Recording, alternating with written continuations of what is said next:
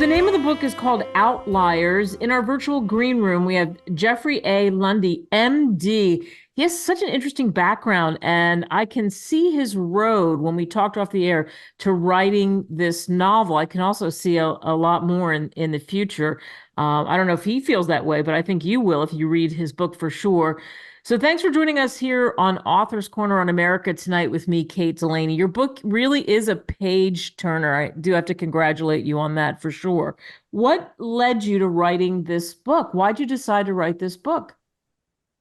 Well, it's an interesting story. When I was full-time practicing physician, internal medicine, primary care, very active academics as well. And I noticed I had some back issues and leg issues. To make a long story short, was diagnosed with something that required multiple surgeries and left me disabled and not able to practice medicine. So I was stuck in the situation, which turned out to be a blessing in disguise, of trying to reinvent myself at the then age of 50. And I started writing whatever came to me. And with the history I have in healthcare and knowing what I know about taking care of patients and what our healthcare environment is like, that was the direction I chose to go in. So that's sort of how I got started. Yeah, and take us back, because for people listening to this where they have some curveball that happens. I mean, you're a respected doctor, then you get hit with this. How hard is that to process? Wow, this is my profession. This is what I've given back to, and now look what's happened. Well, it was hard. I didn't know what to do with myself. I thought, Jesus is a curse. Here I am trapped. I've worked all my life in one thing and now I can't pursue what I love to do anymore. And I was sort of left feeling at a loss.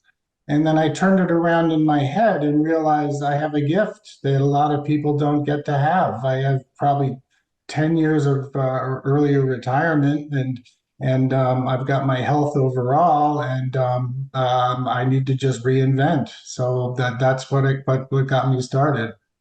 So on the road to reinventing, then you come up with this book, Outliers. Tell us what it was like writing it, having it come out of your head and the process. Well, it's interesting. In retrospect, I sort of look at myself as the protagonist, Kyle Sanderson, who was all bright-eyed and bushy-tailed when he started out and learned a lot of things during the course of the novel, as I did during the course of my career, about how the healthcare system works and how it works in relation to our government. And I sort of played that to an extreme.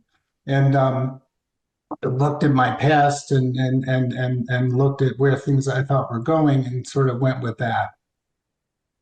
So you go with that, and you've got this character Kyle, and you also have other characters obviously in it that are part of this whole thing.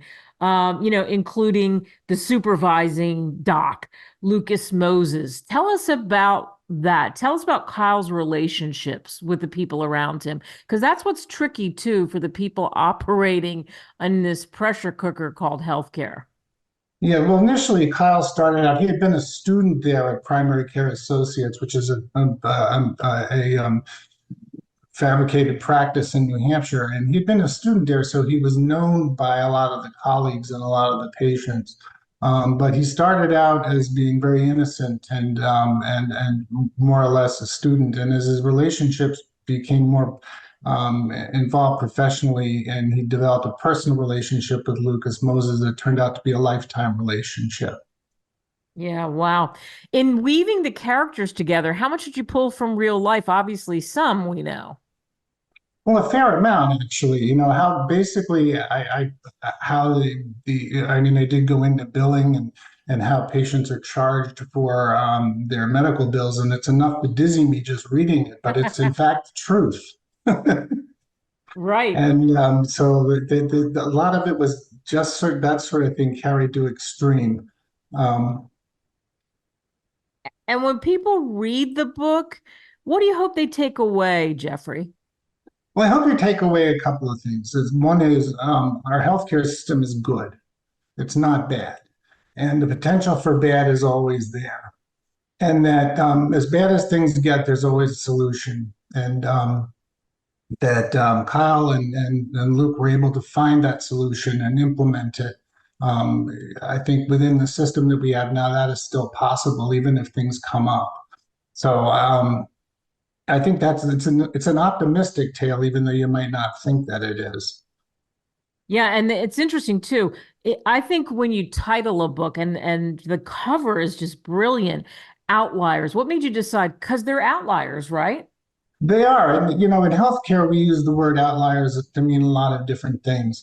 What it means in this context is the outliers are people that have died from inexplicably for no apparent reason. And because they had no reason to be sick or no reason to die, no reason to have heart disease, no reason to have diabetes, no reason to have cancer, and they were young and such. They were outliers in that regard. And what turns out is that Kyle and Luke turn out to be outliers within their own profession, in that they're investigating all of this stuff while their colleagues are none the wiser. Yeah, and in reading the book, it begs the question right away. I thought, as you come toward the end of this, what direction will you go next? I can't imagine you're not going to write more. I can't imagine that either. And right now, I'm struggling with a little bit of writer's block trying to get started. But it will definitely be within the healthcare realm and definitely a medical thriller. I like that medical thriller. Were you influenced by anybody else's writing or any movies? Because we certainly have seen movies that have kind of this theme. Well, I'm unusual, I think, in the writing realm in that I read very little. My reading was limited to things like case presentations and textbooks and such. So I never left a lot of time for fiction. I think I got all my fiction out while in my writing rather than reading. So I don't have any particular writer that I emulate. Of course, there's what's his name, Robin Cook and other people like that. And but I don't see myself emulating anybody else. The story is probably the same from a lot of our perspectives, but I'm not sure who I would say I was more similar to. Yeah. And the name of the book is Outliers, Geoffrey A. Lundy, MD. You can get it on Amazon, Barnes and Noble, wherever great books are sold. And when you released the book to so many people that, I mean, and it should be, it's such a big moment. What was that moment like for you when the book is there and available to people who are listening to us now? Well, for a little while, it was sort of anticlimactic. I mean, I felt like I'd been working on something so hard and so long, and then to release it, it was left me again without something to do and something to think about and such. But when I started seeing that other people were interested, and I actually put out, I'm not really facile with social media, but I was able to put something out on Facebook and all the responses from people that I knew that said they were going to read it and other people as well. It was quite a boost to my ego, if nothing else, and sort of motivating me to continue on. Yeah. Yeah, and because you know medicine so well, I think that's what really seeps through this book. Like for most of us, if we were to try to tackle the subject, forget about it. And plus, and you mentioned this, you talk about, the craziness of billing, of medical billing, and that's where people in real life really fall down. And you tackle that in the book. That was purposeful, right? Yeah, it was purposeful. And if people who are reading the book think it's dizzying, imagine how it is for providers. It's equally as dizzying. Medical billing should be a subspecialty of medicine.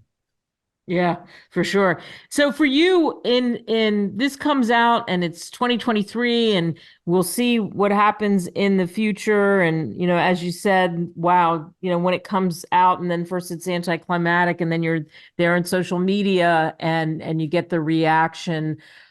Are you just happy that you did this though, that this was rattling around and you didn't kind of push it off? I am absolutely ecstatic that I did this. This is, if nothing else, it was a bucket list item for me to say yes. Was able to write and publish a novel. But it would also allow me time to myself to be creative. And I used to look forward to my writing time. That's why I want to get right back into it. So I think it's turned my life around and helped me to find some meaning and direction and so I feel like I've had the benefit of being able to retire early and to start out writing. Geoffrey, thanks so much for coming on and sharing with the listeners. Thank you very much for having me. And thanks to everybody for listening to this interview and this show.